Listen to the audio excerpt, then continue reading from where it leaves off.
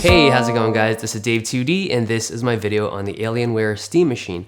So if you don't know what a Steam Machine is, Steam is an online platform that's essentially like a gaming library. It's got tons of games, it's got achievements to unlock, it's got a social network, it's got crazy sales that people just burn money on. People love this thing, and Valve, the company behind it all, they spend a lot of time just kind of perfecting the user experience. So over time, they've just created something that's very enjoyable for the end user. But traditionally, it's been something that's for like the desktop user, like a PC or a Mac user, or just people on laptops. They never actually had something that was specifically designed for the living room until now. So a couple years ago, Valve thought, how do we bring this experience to the living room? How do we get more people playing in like a true multiplayer environment with family and friends like right in front of your face? And that's how the Steam Machine was born. It took a couple years to develop, but it's finally here. Let's take a look. The Alienware Steam Machine comes in a slide out box, and when you open it up, inside we get the Steam Machine itself, Steam controller, batteries, a USB extender cable, and an AC adapter. The top of the device is pretty plain. It's an 8" by 8" plastic square, and it's about 2.5 inches thick, and there's that Alienware triangle pattern up on the top. On the bottom we have 4 rubber feet over here, an air intake, and there's a hatch over here that has a USB port that holds the wireless receiver for the Steam controller. And remember, if you need to, you can extend the wireless receiver with the cable in case you want to sit further away. Now the pricing for the Alienware Steam Machine starts at $450 US, but the one I have here goes for $550. So this one has a Haswell Intel i3, 8 gigs of RAM, a 7200 RPM 1TB drive, and a custom Nvidia graphics chip, which I'll get into later on. Now, one of the best things about Steam Machines in general is their upgradability. So just like a regular PC, you can pop it open and then you can upgrade your storage if you want something bigger or faster like an SSD, or you can upgrade your RAM up to like 16 gigs, and even your CPU. Like if you want to, you can stick a Core i7 in there. And seriously, the idea of a console system that you can easily upgrade with off-the-shelf parts is just awesome. Like for one, it extends the longevity of the system. Like in the future, if your system's slowing down a little bit for current titles, you can upgrade it. But most importantly, it lets you adapt your console experience to your budget. So you'll always have good frame rates, but if you want a snappier system or a bigger installed library of games, you can do that further down the line. The AC adapter is 130 watts. It's not internal like the PS4, but it's not too big. And of course, we gotta throw in a banana for scale.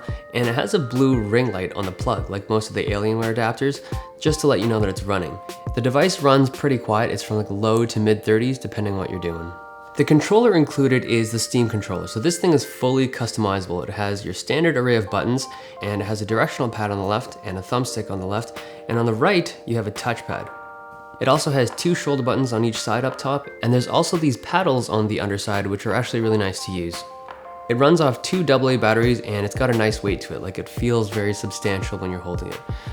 And you can also use other controllers on the Steam Machine. Like if you want to use the Xbox 360 controller or any kind of PC controller or peripheral, those will work too.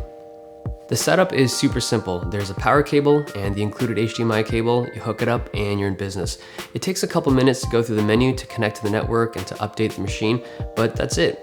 It's running Steam OS, and I've been using Steam on the desktop for a long time, and this full screen version is fantastic. It's a Linux-based OS, and they've obviously put a lot of thought into it. If you've used Steam in the past, it feels really intuitive and you'll know where everything is right away. And the animations are fluid, stuff is nicely organized, and the Steam OS already has a huge library. Like we're talking 1,500 games available right now, with more added daily. And remember, these are Steam OS games, so these are games that run specifically on a Steam machine like this.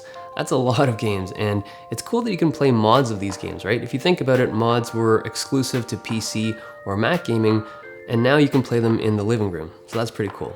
So the first thing I did was change the color of the Alienware head and Steam logo, because I'm all about colors, and then I played some games. Now, when this device launches at retail, it'll come packaged with a gaming bundle from Alienware with games like Payday, Brawlhalla, and a handful of others, but I have a pretty solid Steam library as is, so I used those to check it out. So simple games like Don't Starve run really well, and I was impressed with the controls. Like this is a game that was clearly designed to be played with the mouse, but it plays really nicely using the Steam controller.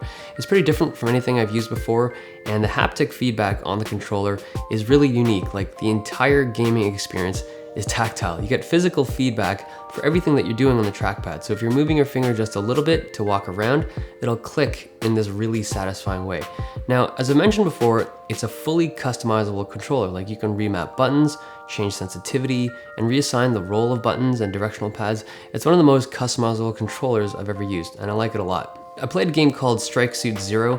Now I tried this before on my PC and I didn't have a controller at the time, so it was kind of tough to play, but this game plays really well on the Steam Machine with the controller. So the controls are good, the graphics are good, and the frame rates are really smooth. The graphics chip is soldered onto the motherboard. You can't upgrade it. It's custom built by Nvidia and it has 640 CUDA cores with 2 gigs of GDDR5 RAM. So I did some digging and this is a Maxwell chip. It's a GM107, so it's most similar to a Maxwell 860M, which is basically like a 960M running at a slightly slower clock speed. So it's a very respectable graphics chip at this point in time, and quite frankly, I'm surprised that they were able to give this GPU at this price point. And lastly, I gave Csgo a spin. It's so hard with the default controller settings. Now here's the thing. When it comes to shooters, I'm a mouse and keyboard kind of guy, so I kind of expected to be handicapped when I was playing the shooter with the controller, but it wasn't that bad. I mean, I was getting owned at first, so I tried a handful of controller setups that have been upvoted by the community, and it definitely got easier. Now, obviously I still prefer a mouse, but we'll see over time. You can also stream games from your main rig to this machine in your living room, which is pretty cool. Now, I only had time to play games for a short time for this video, but I'm pretty impressed with it so far, and I'm gonna plug it up to my TV and have some fun with it over the next little while. I think the Alienware Steam Machine is a device that'll kind of show its strength even more over time. I mean, it's a new genre of device, right? It's not a hardcore PC, it's not a hardcore gaming console, it's kind of a mix of the two. So I'll be playing with this thing over the next month, and at the end of the month, I'll be doing a more thorough review of the whole gaming experience itself. That's basically it. Oh, one other thing, I'm giving one away. If you want to win this thing, you write one comment down below about why you want to win the Alienware Steam Machine. And I will be choosing a winner on November 30th. So midnight, November 30th, I'll be choosing a winner and I'll be announcing the winner on Twitter a couple days after that.